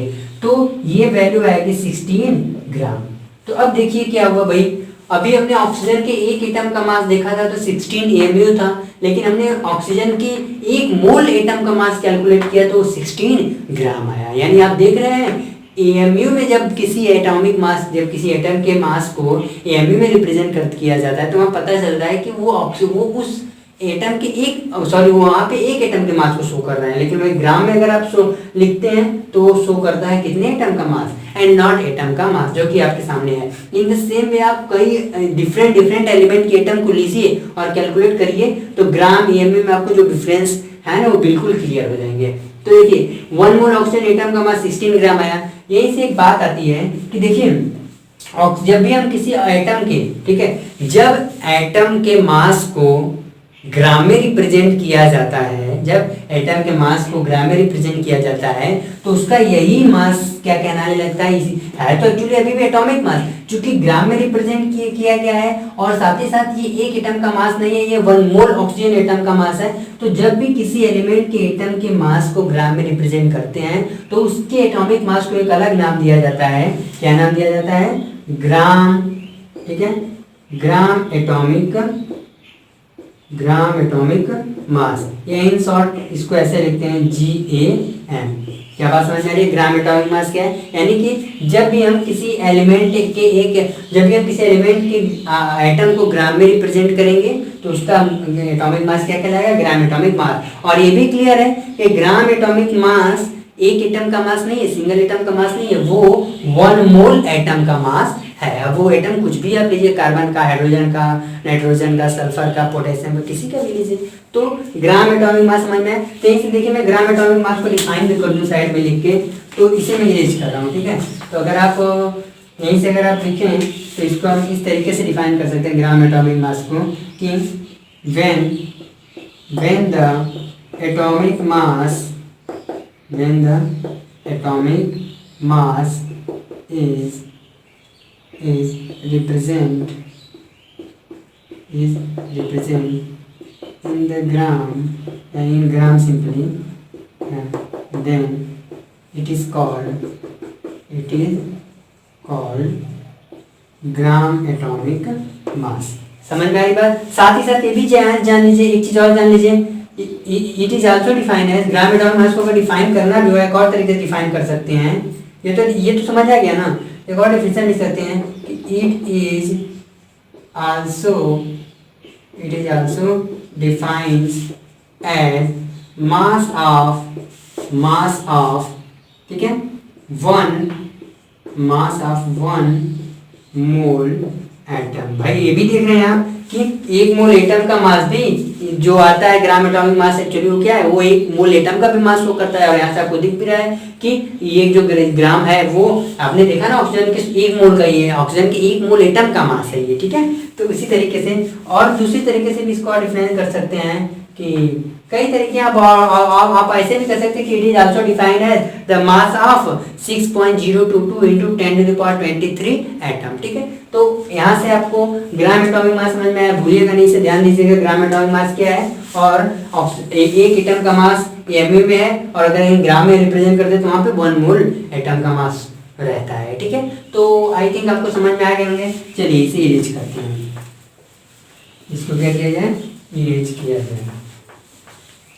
आइए आगे बढ़ते हैं। अच्छा देखिए अब क्या है, एक चीज़ और जानिए कि अभी तक ठीक है एटम ओटम की बात करते हैं, तो एक मॉलिक्यूल लेते हैं, ठीक है। जैसे एक चीज़ और हम जानते हैं, एक चीज़ और जानते हैं कि मास ऑफ 1 O2 मॉलिक्यूल, ऑक्सीजन के एक मॉलिक्यूल का मास कितना होता है, मास ऑफ 1 O2 मॉलिक्यूल, है ना। अभी हम चल करके इसको मॉलिक्यूलर मास भी कहेंगे, है ना। अभी मॉलिक्यूलर मास या मोलर मास कहते हैं चल करके। पहले देख लीजिए कि अगर यहाँ क्या है, मास ऑफ 1 O2 मॉलिक्यूल। अब ऑक्सीजन का अगर आप एक मॉलिक्यूल देखोगे, अगर ऑक्सीजन के एक मॉलिक्यूल में अगर आप देखोगे तो वहाँ ऑक्सीजन के 2 एटम हुए, है ना, वे एक दूसरे से केमिकली बॉन्डेड हैं। अभी हम केमिकल बॉन्डिंग वगैरह में इनके नेचर ऑफ बॉन्डिंग को जरूर स्टडी करेंगे। तो फिलहाल अगर आप ऑक्सीजन के एक मॉलिक्यूल को ऑब्जर्व करोगे, देखोगे, तो उसमें ऑक्सीजन के 2 एटम होंगे। तो भाई अगर हम इसके एक मॉलिक्यूल का मास निकालना चाहते हैं तो उसमें जितने एटम है उसका मास देख लीजिए। आपको पता है कि ऑक्सीजन के एक एटम का मास कितना होता है, 16 mu। यहाँ पे लिखेंगे 2 इंटू क्या लिखेंगे, मास ऑफ 1 ऑक्सीजन एटम। बात समझ में आ रही है। चलिए और क्या हो जाएगा यहाँ से, 2 into mass of 1 oxygen atom आप क्या निकालते हैं, 16 AMU, यानी कि 32 AMU। देखिए ऑक्सीजन के एक मॉलिक्यूल का मास कितना आया, 32 AMU। भाई ये ऑक्सीजन के एक मॉलिक्यूल का मास है। चलिए हम 1 मोल का निकालते हैं, तो हम लिखेंगे मास ऑफ 1 मोल O2 मॉलिक्यूल, है ना। यानी हम 1 मोल O2 मॉलिक्यूल का मतलब क्या, मास ऑफ 6.022 into 10⁻23 O2 मॉलिक्यूल। बात समझ में आ रही है यार, 1 मोल का मतलब इतना ही होता है ना। अच्छा एक ऑक्सीजन मॉलिक्यूल का मास 32 AMU है, तो N0 का कितना होगा, इतना इंटू AMU, यानी कि 6.022। अब यहाँ से हम लिखेंगे 6.022 into 10⁻23 इंटू 32 AMU, ठीक। फिर हमारे रिलेशन जो हमने लिखा था क्या, कि 1 AMU, सॉरी हमने एक चीज बताया था ना कि 1 AMU ग्राम में अगर लिखना हो तो क्या लिखेंगे, 1.66 इंटू 10⁻24 ग्राम। ये इतनी वैल्यू होती है एक AMU की। तो इस AMU की जगह हम लिखेंगे तो क्या हो जाएगा, 6.022 इंटू 10⁻23 इंटू 32 इंटू 1.66 इंटू 10⁻24। 4, ये आपका ग्राम में हो जाएगा। ठीक है, तो चलिए थोड़ा सेपरेट कर लेते हैं, 32 को अलग कर लेते हैं, बाकी को एक साथ। 1 पॉइंट कितना है 66 इंटू 10⁻24 इंटू 6.022 इंटू 10⁻23 ग्राम। और फिर मैं कह रहा हूँ आप इसको कैलकुलेट करेंगे, अब तक तो कैलकुलेट कर चुके होंगे आप लोग। वैल्यू क्या आएगी इसकी 1 आएगी, तो यहाँ से 32 ग्राम दिख रहा है। तो ऑक्सीजन मॉलिक्यूल के एक एटम का मास ऑक्सीजन के एक मॉलिक्यूल का मास 32 AMU है, लेकिन ऑक्सीजन के 1 मोल मॉलिक्यूल का मास हमने कैलकुलेट किया तो कितने मिला 32 ग्राम। यानी फिर एक बार फिर क्लियर हो रहा है कि ग्राम में जब भी हम किसी एटम के मास को या किसी मॉलिक्यूल के मास को अगर हम ग्राम में रिप्रेजेंट करते हैं तो उस केस में हम सिंगल एटम या सिंगल मॉलिक्यूल की बात नहीं करते हैं। उस केस में हम N0 यानी कि 6.022 इंटू 10⁻23 एटम या मॉलिक्यूल की बात कर रहे होते हैं। ठीक है, चलिए यहीं से एक चीज़ और जान लीजिए कि ग्राम मॉलिक्यूलर मास तो खैर हो ही चुका है, एक चीज़ यहीं से एक नया वर्ड आता है ग्राम मॉलिक्यूलर मास। जैसे ग्राम एटॉमिक मास था ना, उसी तरीके से ग्राम मॉलिक्यूलर मास की बात कर लेते हैं। ठीक है, जैसे यार ग्राम एटॉमिक मास क्या था, वो ग्राम एटॉमिक मास सिंगल एटम के मास को नहीं शो कर रहा था, वो N0 एटम के मास को शो कर रहा था, यानी कि 6.022 इंटू 10⁻23। उसी तरीके से अब आते हैं हम लोग इस, देखिए यहीं से ग्राम मॉलिक्यूलर की एक डिफिनीशन आती है, क्या होगी कि व्हेन द मॉलिक्यूलर मास, ठीक है, when the molecular mass is represent, है ना, when the molecular mass is represent in gram, then it is called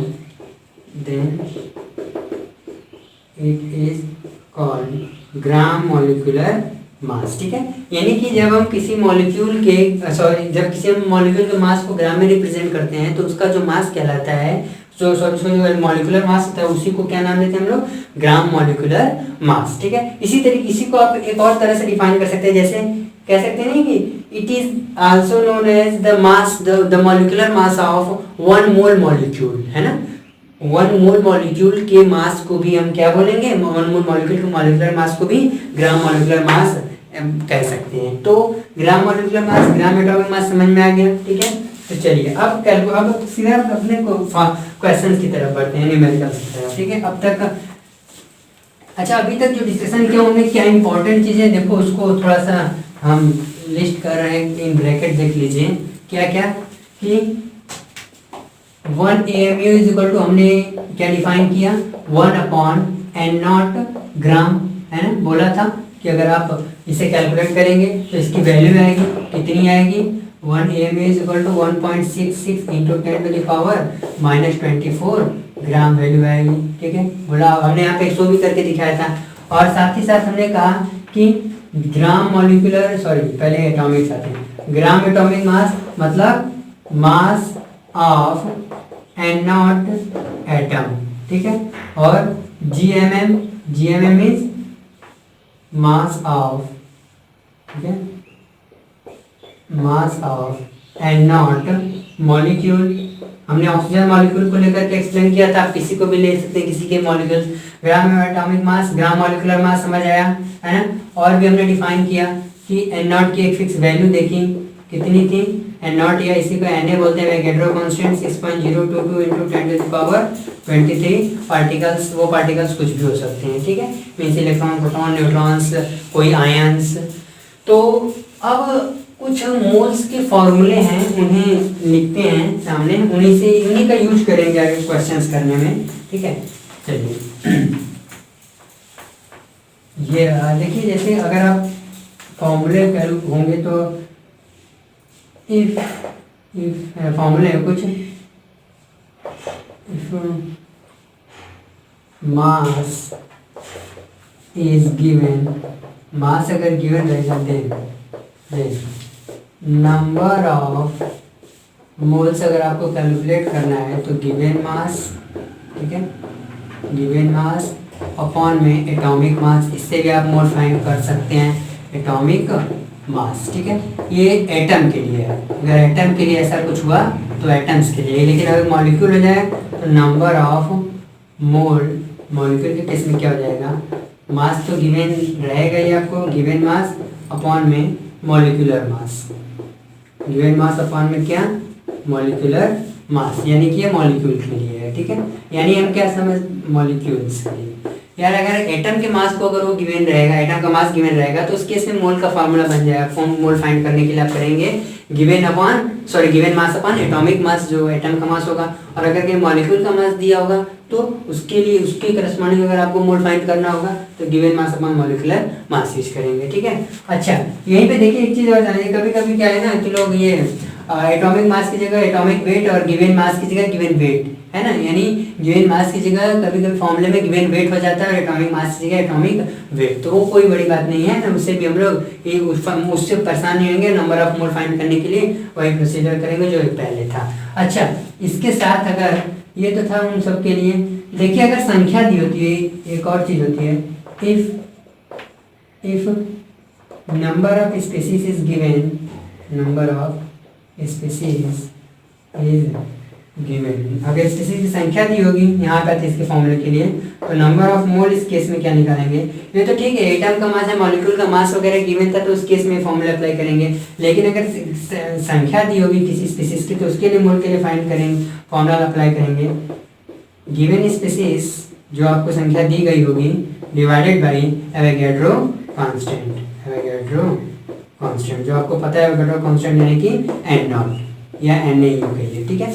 यानी अगर किसी पार्टिकल्स या किसी आयन से इलेक्ट्रॉन प्रोटॉन न्यूट्रॉन किसी की अगर संख्या आपको दी गई होती है, गिवन होती है, तो उसके करस्पॉन्डिंग मोल फाइंड करना है, तो उस संख्या को क्या करें आप, एवोगैड्रो कांस्टेंट से डिवाइड कर दें, तो आपको क्या मिल जाएगा, नंबर ऑफ मोल उसके करस्पॉन्डिंग मिल जाएगा। तो मोल के 2-3 फॉर्मूले दिए गए होंगे, given mass upon atomic mass, given mass upon molecular mass, atom और मॉलिक्यूल के केस में रिस्पेक्टिवली, और given species upon Avogadro constant, ठीक है। चलिए एक चीज बस और यहाँ देख लीजिए यार, इसे मिटाते हैं, आगे बताते हैं इसको, है ना। थोड़ा एनटीपी और एसटीपी की बात भी कर लें एक पे। देखिए एनटीपी, ठीक है, बता रहे हैं, इसी को जनरली अगर आप देखें तो नॉर्मल टेम्परेचर, ठीक है, नॉर्मल टेम्परेचर एंड प्रेशर, ठीक है, नॉर्मल टेम्परेचर एंड प्रेशर। और अगर आप एसटीपी को देखें तो standard temperature and pressure, standard temperature and pressure. देखिए ये टेम्परेचर और प्रेशर की कुछ स्केलिंग, जैसे अगर नॉर्मल टेम्परेचर प्रेशर की बात करें, यहाँ पे टेम्परेचर को जनरली रूम टेम्परेचर लेते हैं, जो कि जनरली 20 डिग्री सेल्सियस तक होता है। टेम्परेचर को अगर यहाँ कंसीडर किया जाता है तो रूम टेम्परेचर की बात की जाती है, जो 20-25 डिग्री सेल्सियस होता है, यहाँ पे हम 20 डिग्री सेल्सियस कर रहे हैं। और प्रेशर यहाँ पे जनरली होता है आपका लगभग 1 atm ही होता है, थोड़ा सा ज़्यादा होता है, लेकिन 1 atm एग्जैक्टली माना जाता है। लेकिन यहाँ एसटीपी के केस में जो टेम्परेचर होता है वो 0 डिग्री सेल्सियस, ठीक है, और प्रेशर एग्जैक्टली 1 atm। तो क्या होता है कि यार जब किसी गैसीय सब्सटेंस की, ठीक है, जब किसी गैसीय सब्सटेंस गैस मॉलिक्यूल का संख्या या फिर कुछ इस तरीके का दिया होता है और उसके करस्पॉन्डिंग हमें मोल्स वगैरह कैलकुलेट करने होते हैं, मोल्स के प्रॉब्लम सॉल्व करने होते हैं, तो उस केस में हमें यहाँ पे ये एनटीपी और एसटीपी वर्ड जानना जरूरी होता है। और एक चीज़ ध्यान दीजिए, एनटीपी और एसटीपी के केस में क्या होता है कि 1 मोल, ठीक है, 1 mole of a gaseous substance, 1 mole of gaseous substance occupies, ठीक है, occupies 22.4 liter of volume at STP, है ना। यानी STP और NTP के केस में क्या होता है, अगर आप गैसियस किसी गैसियस सब्सटेंस का 1 मोल लेते हैं तो उस गैसियस सब्सटेंस का जो 1 मोल आपने लिया है वो 22.4 लीटर वॉल्यूम ऑक्यूपाई करता है, ठीक है। इसी को देखो, इसी को यानी कि क्या एसटीपी एनटीपी कंडीशन में जब 1 मोल गैसियस सब्सटेंस का 1 मोल 22.4 लीटर वॉल्यूम ऑक्यूपाई करता है, तो इसी वॉल्यूम को लोग नाम देते हैं स्टैंडर्ड मोलर वॉल्यूम, है ना। स्टैंडर्ड मोलर वॉल्यूम मतलब किसी गैसीय सब्सटेंस के 1 मोल द्वारा ऑक्युपाई किया गया वॉल्यूम एट किस कंडीशन पे, एनटीपी और एसटीपी केस में। तो इसी पे देखो, इसी को जनरली स्टैंडर्ड मोलर वॉल्यूम बोलते हैं, स्टैंडर्ड मोलर वॉल्यूम। और इसकी वैल्यू क्या हम कहेंगे जनरली 22.4 लीटर। लेकिन कंडीशन याद रहे एसटीपी है ना, स्टैंडर्ड टेम्परेचर प्रेशर के कंडीशन पे ये स्टैंडर्ड मोलर वॉल्यूम डिफाइन है। तो गैसीय सब्सटेंस के लिए अगर नंबर ऑफ मोल का फॉर्मूला बना, नंबर ऑफ मोल का अगर फॉर्मूला बना तो क्या लिखेंगे, गिवन वॉल्यूम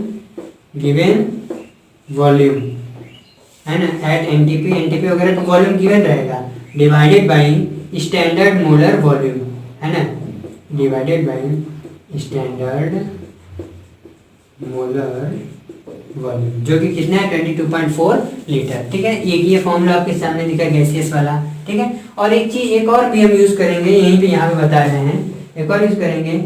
ये हम चल करके आगे चल के आइडियल गैस इक्वेशन में पढ़ेंगे फिर से, पीवी इक्वल टू एनआरटी से, एंड एक नंबर ऑफ मोल निकालने का फॉर्मूला हमारे पास आएगा पीवी अपॉन आरटी। ठीक है, ये भी याद रखिएगा, कहीं क्वेश्चन आया तो इस तरह के भी हम उसको सॉल्व करेंगे। यहाँ पे प्रेशर, वॉल्यूम, टेम्परेचर मिला रहेगा, आपको गिवन रहेगा, कैपिटल आर की वैल्यू फिक्स रहती है।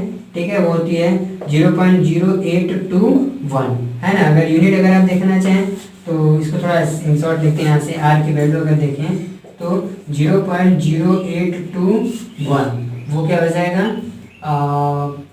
0.0281 ना, तो हो जाएगा एटीएम लीटर पर मोल, एटीएम लीटर पर मोल केल्विन। ठीक है, ये यूनिट होती है उसकी आर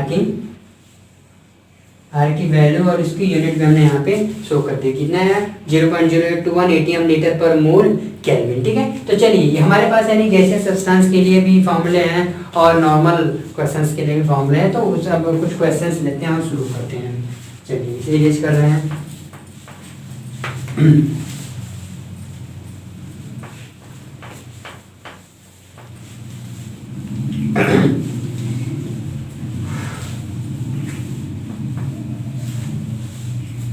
जैसे पहला क्वेश्चन से यहाँ पे क्या कि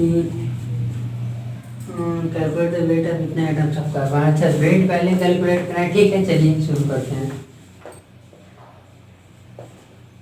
calculate the weight of 12.044 number of carbon atoms लो, यानी कि 12.044 कितना है इंटू 10⁻23 होगा, इंटू 10⁻23 कार्बन एटम्स। देखिए क्या करना है हमें, कार्बन एटम का इतना संख्या दिया है और हम पूछ रहा है कि अगर हम कार्बन एटम की इतनी संख्या लें तो उसका वेट कितना होगा। ठीक है, तो कोई नहीं, हम जानते हैं, देखो क्या जानते हैं कि 1 मोल mass of 1 mole carbon atom के 1 मोल का मास हमने क्या, जैसे हम ऑक्सीजन का हमने एग्जांपल लिया था, वैसे कार्बन का ही था। हाँ, कार्बन का था, तो क्या निकाला था हमने 12 ग्राम निकाला था, दिखाया था हमने कैलकुलेशन करके। तो कार्बन एटम के 1 मोल का मास कितना होता है 12 ग्राम होता है, या वेट कह लीजिए। ठीक है, यहाँ वेट है तो हम मास के लिए क्या लिख दें, वेट लिख दें। तो वेट, कार्बन एटम के 1 मोल का वेट 12 ग्राम होता है, तो यहाँ 1 मोल का मतलब कितने पार्टिकल होते हैं 6.022 पार्टिकल, है कि नहीं। तो वेट यानी कि weight of 6.022 into 10⁻23 carbon atom 12 ग्राम हुआ। तो एक कार्बन एटम का कितना मास होगा, तो लिखेंगे वेट ऑफ 1 कार्बन एटम कितना हो जाएगा भाई 12 अपॉन ये, इसी को हम n0 कह दे रहे हैं, इसी को क्या कह रहे हैं n0 या Na को होगा, चलो Na ग्राम। एक कार्बन एटम के एक पार्टिकल का मास यहाँ पे इतना है, तो हमें कितने का पूछ रहा है 12 इंटू समथिंग, तो मल्टीप्लाई कर देते हैं सीधा। तो हम लिखेंगे यहाँ पे wait of 12.044 into 10⁻23 carbon atom. भाई एक कार्बन एटम का मास है तो इतने का बताना आसान है हमारे लिए, क्या 12.044 into 10⁻23 into 12 upon N naught 12 सीधा रख रहे हैं 6.022 इंटू 10⁻23। अगर आप कैलकुलेशन करेंगे तो एग्जैक्ट कैंसिल होकर के कितना आ जाएगा 2, यानी कि 2 इंटू 12 ग्राम, यानी फाइनल आंसर है आपका 24 ग्राम। तो देखा आपने भाई कार्बन एटम का संख्या दिया हुआ था, हमने उसके करस्पॉन्डिंग वेट पूछ रहा था, देख लिया ना भाई, में पता था कि 1 मोल कार्बन एटम का वेट 12 ग्राम होता है, तो उसके करस्पॉन्डिंग एक कार्बन एटम का देखा तो 12 अपॉन एन नॉट, बाकियों का आ गया। यहीं से देखो पता है जनरली क्या होता है, यहीं से अगर आप एक फॉर्मूला जनरेट करना चाहो, बनाना चाहो तो बन सकता है। वो ये होगा कि नंबर ऑफ स्पीसीज, ठीक है, देखो वही यार मैंने बता तो चुका हूँ मेरा फॉर्मूला, नंबर ऑफ मोल और नंबर ऑफ स्पीसीज वाले फॉर्मूले पे नहीं था कि जितनी संख्या दी होती है उसको एन नॉट से डिवाइड कर देते हैं तो वो मोल उसके करस्पॉन्डिंग आता है। अच्छा ये फॉर्मूला भी नहीं है, अभी आगे चलेंगे तो उसको एक बार फिर डिस्कस करेंगे। अब नेक्स्ट क्वेश्चन लेते हैं, ठीक है, ये डिस्कशन हो जाएगा वहाँ पे। तो ये हुआ आपका ये वाला एक क्वेश्चन। चलिए अब जरा अगला क्वेश्चन नोट करते हैं, जो हमारा नेक्स्ट क्वेश्चन होगा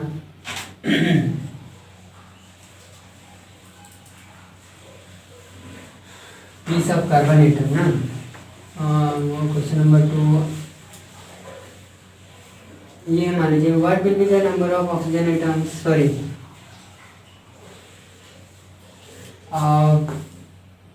चलो a piece of copper, ठीक है, a piece of copper weighs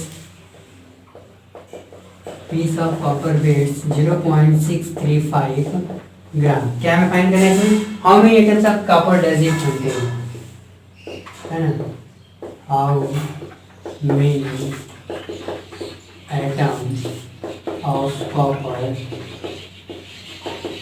does it contain. ठीक है भाई, अब देखो अगला क्या है कि कॉपर का एक टुकड़ा लिया गया, उसके पीस का वेट इतना है, उसमें कितने कार्बन के एटम पूछ रहे हैं। तो ठीक है, कितने कार्बन के एटम। अच्छा एक फॉर्मूला देखो वहाँ पे मुझसे छूट गया था कि देखो एक फॉर्मूला यहाँ नोट कर लेना, अभी लिख लो फिर इरेज कर देंगे। क्या कि नंबर ऑफ एटम निकालना हो, number of atoms oblique molecules, ठीक है ना, molecules, number of atoms oblique molecules equal to क्या होता है, नंबर ऑफ मोल जो गिवन रहता है इनटू Na, ठीक है, यानी नंबर ऑफ मोल आपके पास है, उसमें अगर आप Na से मल्टीप्लाई कर देंगे तो उसके करस्पॉन्डिंग कितनी एटम में मॉलिक्यूल है वो आपके सामने होगा। ठीक है, तो ये नंबर ऑफ एटम में मॉलिक्यूल का फॉर्मूला है number of mole into N naught या Na, ये याद रखेंगे कि इसमें इसका यूज करना है। तो अब इसे इरेज करते हैं, स्पेस चाहिए होगा हमें लिखने के लिए। तो देखो यहाँ पे क्या है भाई, वेट दिया हुआ है और यहाँ पे पहले देखो वेट दिया, पहले नंबर ऑफ मोल फाइंड कर लें given weight upon atomic weight से, और कॉपर का एटॉमिक वेट 63.5 ग्राम होता है। तो यहाँ पे क्या लिखेंगे, number of copper, sorry number of moles, ठीक है, number of moles of copper कितना हो जाएगा 0.635 होल डिवाइडेड बाई 63.5। अगर आप इसको डिवाइड करेंगे भी तो देख लीजिए 0.635 कौन 0.635, और इसको डेसिमल से किया इधर ना 1 2 तो हो जाएगा आपका 10 की पावर -2, ठीक है, क्योंकि ऊपर लेंगे 2 तो ठीक है, कैंसिलेशन होकर के आपका आएगा 0.01 मोल। ठीक है, यानी कि कॉपर के 0.635 ग्राम के करस्पॉन्डिंग कितना मोल है 0.01 मोल है। ठीक है, और आपको पूछ रहा है कितने एटम होंगे इसमें, तो मोल अब आ गया है, और आपको अभी भी फॉर्मूला हमने लिखा है नंबर ऑफ एटम्स का क्या फॉर्मूला अप्लाई करना है, नंबर ऑफ एटम्स, यहाँ पे चूंकि कॉपर का है तो नंबर ऑफ कॉपर एटम्स क्या लिख देंगे number of mole, number of copper या number of moles of copper into 6.022 into 10⁻23। ठीक है, तो कितना है 0.01 इंटू 6.022 इंटू 10⁻23। कैलकुलेशन करिएगा तो 6.022 इंटू 10⁻21, तो 0.635 ग्राम कॉपर के करस्पॉन्डिंग कितने कॉपर के एटम है, इतने एटम मिल रहे हैं। ठीक है, इसे यूज करें, आगे बढ़ते हैं। तो इस तरीके से धीरे धीरे सारे क्वेश्चंस की तरफ आगे बढ़ेंगे हम। चलिए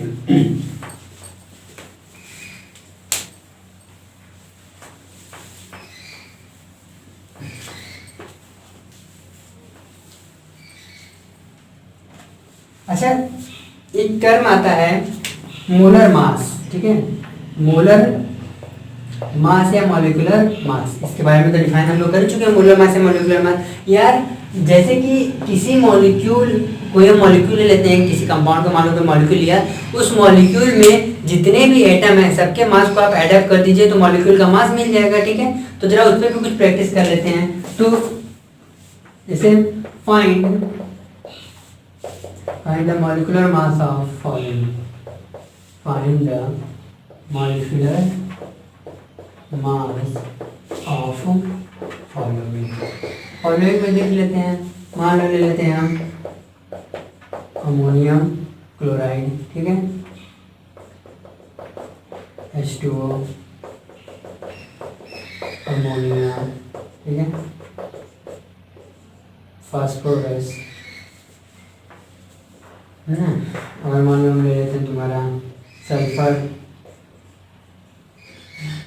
मॉलिक्यूलर मास है ना तो वो सब लेना पड़ेगा, एसिड ले लो, कोई भी ले लो, इसके आगे चल कर तुम CO2 ले लो।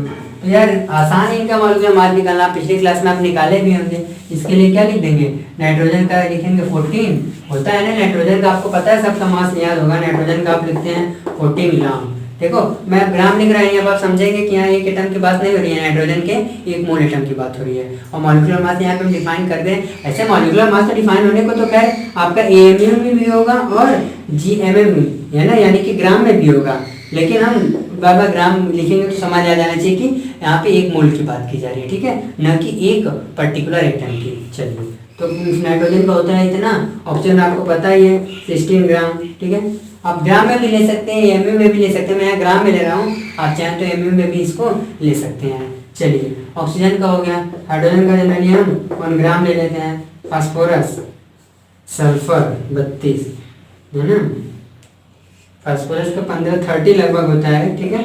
और अब कौन सा बचा, सल्फर 32, और कोई है नहीं है, क्लोरीन बचा।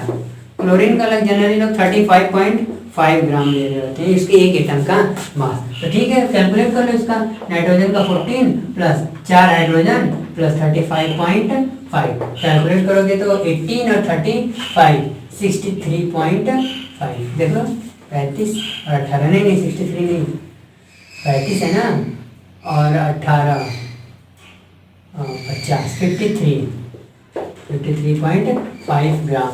सिमिलरली वाटर के लिए आप जानते ही होंगे 2 + 16 ग्राम। अमोनिया के लिए देख लीजिए 14 + 3 17 ग्राम। फास्फोरस के लिए देख लीजिए 5 × 1 फास्फोरस का कितना होता है, जनरली 30 या 31 है ना, जो भी करस्पॉन्डिंग आप लीजिए, जनरली 30 ले रहे होते हैं, है ना, 30 to 115 ग्राम। सल्फर का, एक सल्फर का कितना होता है आपका 32, तो हो जाएगा 2 × 16 8 3 24 और 25। और CO2 का आप देख ही रहे हैं 12 प्लस एक ऑक्सीजन का 16 होता है तो 2 है, 12 + 13 2 यानी कि 44 ग्राम। देख रहे हैं आसान है, मॉलिक्यूलर मास वगैरह कैलकुलेट करना, ढेर सारे कंपाउंड दे रहेंगे, आप इन तरह से उनको कैलकुलेशन कर सकते हैं। चलिए हम अगला क्वेश्चन लेते हैं।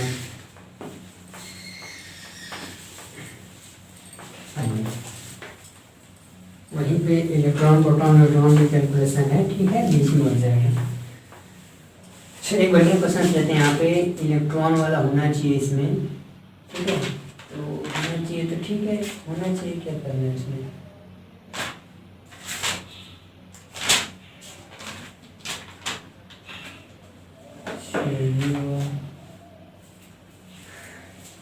यानी कि इस टाइप का क्वेश्चन होगा, हाइड्रोजन सल्फर ऑक्सीजन वाला भी कर लेते हैं एक बार के लिए, ठीक है, ये भी। चलो ठीक है, नेक्स्ट क्वेश्चन है क्या कि calculate number of moles and number of atoms of hydrogen 5 moles of H2O, ठीक है। Calculate the number of atoms comma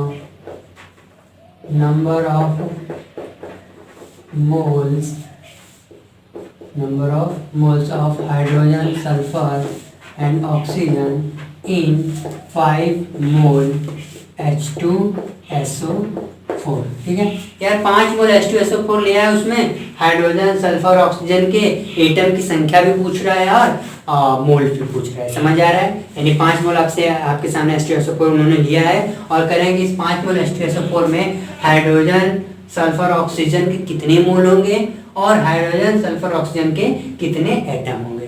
ठीक है, तो हम एक चीज ये देख रहे हैं यहाँ पे कि in one mole of H2SO4, देखो कहीं भी होगा, आगे H2SO4 है, बाद में कोई भी कंपाउंड लगा हो तो उसके एक मोल में देखिए क्या क्या होते हैं। 1 मोल ऑफ H2SO4 में क्या होते हैं, 1 मोल ऑफ H2SO4 में number of moles of hydrogen कितने होते हैं, 2। ठीक है, 2 मोल हाइड्रोजन के 2 मोल है और number of moles of sulphur 1 मोल है ऑक्सीजन का, सल्फर का, और number of moles of oxygen कितने हैं, 4 मोल। फिर से मैं इसे रिपीट कर रहा हूँ कि H2SO4 के 1 मोल में हाइड्रोजन के 2 मोल होते हैं, सल्फर के 1 मोल होते हैं और ऑक्सीजन के 4 मोल्स होते हैं। ठीक है, चलो ये तो 1 मोल की बात हुई, लेकिन लिया उन्होंने कितना है, 5 मोल लिया है। तो क्या करना है भाई, तो लिख लेंगे हम यहाँ से number of moles of hydrogen in 5 mole H2SO4 क्या हो जाएगा, 1 मोल में कितने हैं, 2, तो 5 में कितना है, 5 × 2 यानी कि 10 मोल। समझ में आ रहा है। उसी तरीके से number of moles of sulphur in 5 mole H2SO4, क्योंकि 1 मोल H2SO4 के 1 मोल में सल्फर का 1 मोल था, तो 5 मोल में कितना होगा, 5 मोल होंगे सल्फर के। और ऑक्सीजन का देख लो, number of moles of oxygen in 5 mole H2SO4 के 5 मोल में कितने होंगे, 1 मोल में H2SO4 के 1 मोल में ऑक्सीजन के 4 मोल थे, तो 5 में कितने होंगे, 5 × 4 यानी कि 20 मोल। क्या बात समझ में आ गई। यानी कि हाइड्रोजन सल्फर और ऑक्सीजन के हमने मोल्स की संख्या मोल निकाले। अब नंबर ऑफ एटम से पूछ रहे हैं, इस नंबर ऑफ एटम देखो निकालेंगे हमने फॉर्मूला। हम यहाँ देखो फॉर्मूला यूज करेंगे, कौन सा, यहाँ पे देखो फॉर्मूला लिखवा रहे हैं नंबर ऑफ एटम्स के लिए क्या फॉर्मूला आपने हमें बताया पहले, नंबर ऑफ मोल। ठीक है, जो नंबर ऑफ मोल आप फाइंड किए रहे होंगे, number of mole into Na यानी एवोगैड्रो कांस्टेंट, ये फॉर्मूला यूज करने वाले हैं। तो मोल आपको पता है 10 मोल, तो 10 मोल की करस्पॉन्डिंग यार हाइड्रोजन के मोल और सल्फर के मोल ऑक्सीजन के मोल आ गए ना। अब उनके एटम की संख्या गिन लेते हैं, तो 10 मोल हाइड्रोजन अगर लेंगे तो उसमें कितने हाइड्रोजन के एटम होंगे। तो क्या दिक्कत है, 10 × N0, तो क्या हो जाएगा यहाँ पे, number of hydrogen atoms, number of hydrogen atoms क्या हो जाएगा, 10 जो मोल आया है इंटू 6.022 इंटू 10⁻23। एक्चुअली काफी इधर आ गया, इरेज करना पड़ेगा, यहाँ स्पेस नहीं है। ठीक है, यहाँ पे हम इसको इरेज कर लें, ऊपर वाला इरेज कर देते हैं, ऊपर वाला, क्योंकि नीचे वाले का भी यूज करना है ना, तो ऊपर वाला इरेज करते हैं। देखो नंबर ऑफ सबके मोल्स आ गए हाइड्रोजन सल्फर और ऑक्सीजन के, तो यहाँ पे number of hydrogen atoms in 5 mole H2SO4, ये नहीं लिखेंगे तब भी चलेगा, फिर भी क्या हो जाएगा 10, भाई 10 मोल था है ना, हमने क्या बताया था, ये मत लिखो, सिर्फ नंबर ऑफ हाइड्रोजन एटम्स लिखो, वो कंफ्यूज कर देगा। क्या नंबर ऑफ हाइड्रोजन एटम्स का फॉर्मूला क्या था, number of moles into N0, number of moles आपने कितना निकाला था 10 × 6.022 इंटू 10⁻20, तो कैलकुलेट करेंगे 6.022 इंटू 10⁻24 हाइड्रोजन के एटम आएंगे, और number of sulphur atoms, sulphur के कितने एटम्स आएंगे, मोल कितना है सल्फर का, देखो 5 मोल है, तो 5 × 6.022 इंटू 10⁻23, कैलकुलेशन करेंगे 10 कैरी 1 30.110 इंटू 10⁻23, इसे डेसिमल शिफ्ट कर लीजिएगा, हो जाएगा। और नंबर ऑफ ऑक्सीजन एटम्स की अगर बात करें, नंबर ऑफ ऑक्सीजन एटम्स की, तो कितने हैं 20 × 6.022 इंटू 10⁻23, फिर से कैलकुलेशन करेंगे तो वही आपका हो जाएगा 12.044 इंटू 10⁻24। तो इस तरह से आपने देखा H2SO4 के कुछ मोल उन्होंने दिए थे और उसके करस्पॉन्डिंग हमने मोल और एटम की वैल्यू निकाल दी। ऐसे कई सारे क्वेश्चंस मिलेंगे, ठीक है, घबराया नहीं। बोलेगा कि भाई हमने क्या किया है, सोडियम हाइड्रोजन कार्बोनेट यानी बेकिंग सोडा NaCO3 का बोलेगा कि 20 ग्राम हमने ले लिया। देखो यहाँ पे क्या कहते हैं, मान लो 20 ग्राम हमने NaCO3 लिया, इसमें सोडियम हाइड्रोजन कार्बन ऑक्सीजन के एटम की संख्या बताओ। सोडियम हाइड्रोजन कार्बन ऑक्सीजन का कितना मोल होगा वो बताओ। तो क्या करोगे, इस 20 ग्राम के करस्पॉन्डिंग मोल निकाल लेना, इसका मॉलिक्यूलर मास कैलकुलेट कर लोगे ना, इसके करस्पॉन्डिंग मोल निकाल लेना और एक क्वेश्चन ऐसे ट्रांसफॉर्म हो जाएगा जैसा ये वाला था। ठीक है, तो आई थिंक ये आपको समझ में आ गया होगा। चलते हैं नेक्स्ट क्वेश्चन की तरफ। ठीक है, थोड़ा नेक्स्ट क्वेश्चन की तरफ बढ़ना जरूरी है धीरे धीरे।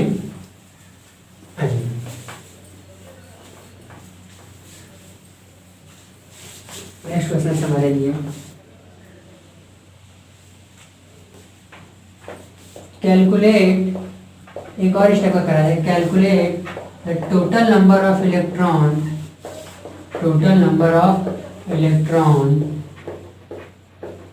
present in 1.6 gram of CH4। इतना ही है ना 1.6? हाँ ठीक है यार, देखो 1.6 ग्राम मेथेन लिया है इन्होंने, CH4 लिया है, बोल रहे हैं इसमें कितने इलेक्ट्रॉन्स होंगे 1.6 ग्राम में। तो ठीक है, कोई बात नहीं, देख लेते हैं हम लोग यार। एक मोल अगर लेते हैं इसका, ठीक है, तो अच्छा चलो आगे बढ़ते हैं। मॉलिक्यूलर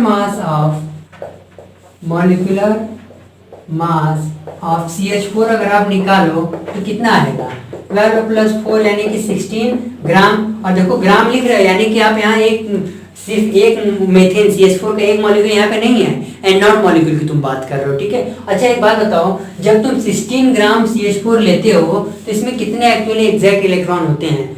16 इलेक्ट्रॉन होते हैं, 12 कार्बन वाले होते हैं और 4 हाइड्रोजन वाले होते हैं। ठीक है, अच्छा लेकिन यहाँ पे हमको यहाँ पे 1.64 ग्राम के लिए करस्पॉन्डिंग पूछ रहा है, तो पहले हम क्या करते हैं यार, इसी को तुम बोलते नहीं हो मास ऑफ 1 मोल मॉलिक्यूल, ऐसे कैसे नहीं लिखते हो?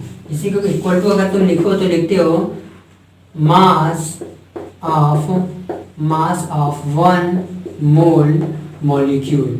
अब बोलो 1 मोल यार जरा 1 मोल मॉलिक्यूल। देखो मैं क्या बता रहा हूँ, हमने मॉलिक्यूलर मास मेथेन का निकाला 16 ग्राम और हमको पता है कि ग्राम में, यानी कि यहाँ पे एंड नॉट मॉलिक्यूल की बात की जा रही है, उसी को तो हम बोल रहे हैं कि ये साथ ही के साथ 16 ग्राम क्या शो कर रहा है, और 1 मोल CH4 मॉलिक्यूल के मास को भी शो कर रहा है। और आपको पता है इन 16 gram of CH4 number of electrons कितने होते हैं? 16 होते हैं कि नहीं? हाँ 16 इलेक्ट्रॉन्स होते हैं। अच्छा चलो 16 अगर इलेक्ट्रॉन होते हैं और ये 1 मोल के करस्पॉन्डिंग है, तो 1.6 ग्राम जो किसके मोल के पहले यहाँ से निकाल लेंगे, तो number of moles of CH4 इन 1.6 ग्राम कितना हो जाएगा? 1.6 अपॉन में 16 यानी कि 0.1 मोल। ठीक है, 0.1 मोल। अच्छा बताओ, एक मोल अगर तुम CH4 का लेते थे तो उसमें कितने इलेक्ट्रॉन मिलते थे? 16 मिलते थे। तो यहाँ पे कितना तुमने लिया है? 0.1 लिया है ना, 0.1 लिया है। तो इसके करस्पॉन्डिंग देख लेते हैं कितना होगा, यानी कि 22 1 मॉलिक्यूल ऑफ CH4 से 10 इलेक्ट्रॉन। गलती हो रही है, एक minute, I am so sorry, थोड़ा मिस्टेक हो गया है। यहाँ पे नंबर ऑफ इलेक्ट्रॉन इतना नहीं होगा, मैं सीधा मास जोड़ दे रहा हूँ ना, यहाँ पे नंबर ऑफ इलेक्ट्रॉन कार्बन में 6 होता है, ऑक्सीजन में 4 ना, यानी 10 इलेक्ट्रॉन होंगे ना, है ना। 16 ग्राम मेथेन अगर आप लेंगे तो उसमें कितने इलेक्ट्रॉन होंगे? 10 इलेक्ट्रॉन होंगे। ठीक है, और अगर आप 1 मोल मेथेन लेते हैं, 1 मोल मॉलिक्यूल लेते हैं उसका, तो वो भी 16 ग्राम के करस्पॉन्डिंग आएगा, यानी उसमें भी कितने इलेक्ट्रॉन आपके मिल रहे हैं? 10 इलेक्ट्रॉन मिल रहे हैं। ठीक है, चलिए अब जरा आगे बढ़ते हैं। और 1 मिनट जरा सा, इसमें 3 इलेक्ट्रॉन,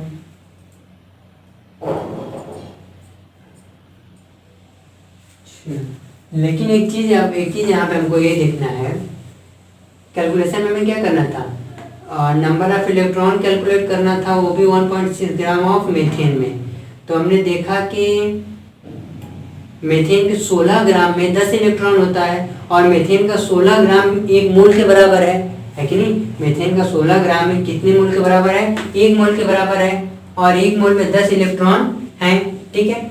अच्छा 1 मोल में अगर आपके 10 इलेक्ट्रॉन हैं तो 0.1 मोल के करस्पॉन्डिंग कितने इलेक्ट्रॉन होंगे, 0.1 मोल के करस्पॉन्डिंग, तो ये करीबन आ जाएगा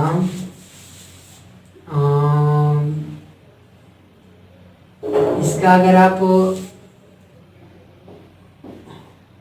एक मॉलिक्यूल लेते हैं, यानी कि ये जो नंबर ऑफ इलेक्ट्रॉन है 16 ग्राम, यानी इसकी जगह मुझे एक चीज़ ये लिखनी पड़ेगी। देखिए 16 ग्राम CH4 मैंने लिखा है, उसकी जगह मैं कुछ और लिख रहा हूँ। 16 ग्राम CH4 है, 16 ग्राम मीथेन में ही 10 इलेक्ट्रॉन है, लेकिन 16 ग्राम मीथेन किसी और के करस्पॉन्डिंग इक्वल है। किसके करंट इक्वल है, हम लिखेंगे in one molecule of CH4, ठीक है। CH4 का अगर आप एक मॉलिक्यूल लेते हैं तो उसमें कितने इलेक्ट्रॉन होंगे, 10 इलेक्ट्रॉन होंगे, लेकिन यहाँ पे हमने कितना मॉलिक्यूल लिया है, 16 ग्राम, यानी 16 ग्राम में 16 ग्राम का मतलब 1 मोल मॉलिक्यूल लिया है। तो 1 मोल मॉलिक्यूल में यहाँ पे लिखेंगे number of electron in 1 mole of CH4। 1 mole of CH4 का मतलब आप समझ रहे हैं 16 ग्राम ऑफ CH4, वो कितना हो जाएगा, एक मॉलिक्यूल में 10 इलेक्ट्रॉन है तो उसमें कितना हो जाएंगे 6.022 into 10 to the power 23 into 10, यानी आ जाएगा 6.022 into 10 to the power 22 electron, ठीक है। ये पता है कितने, ये 1 मोल में इतने इलेक्ट्रॉन आए हैं, नहीं समझ में आया, ये मीथेन के 1 मोल में इतने इलेक्ट्रॉन आए हैं, लेकिन हमको बताना कितने में, 1 मोल में नहीं बताना है, हमको 1.6 ग्राम के करस्पॉन्डिंग बताना है, और 1.6 ग्राम को हमने मोल में कन्वर्ट किया तो कितना मिला 0.1 मोल। तो जब 1 मोल में इतने इलेक्ट्रॉन है तो 0.1 में कितने होंगे, यहाँ पे हम लिख देंगे number of electrons in 0.1 mole of CH4। 0.1 mole of CH4 में कितने इलेक्ट्रॉन हो जाएंगे 6.022 into 10 to the power 22 into 0.1, यानी कि 6.022 इंटू 10 की पावर 21 इलेक्ट्रॉन होंगे। क्या समझ में आ गई बात। तो इस तरह से बाकी के क्वेश्चंस का डिस्कशन हम लोग करेंगे। अभी तक यहीं पे स्टॉप करते हैं और नेक्स्ट क्लास में क्या करेंगे, इसके आगे कंटिन्यू करते हैं। हम लोग कोशिश करेंगे मॉलिक्यूलर फार्मूला और एम्पिरिकल फार्मूला की तरफ बढ़ चलेंगे।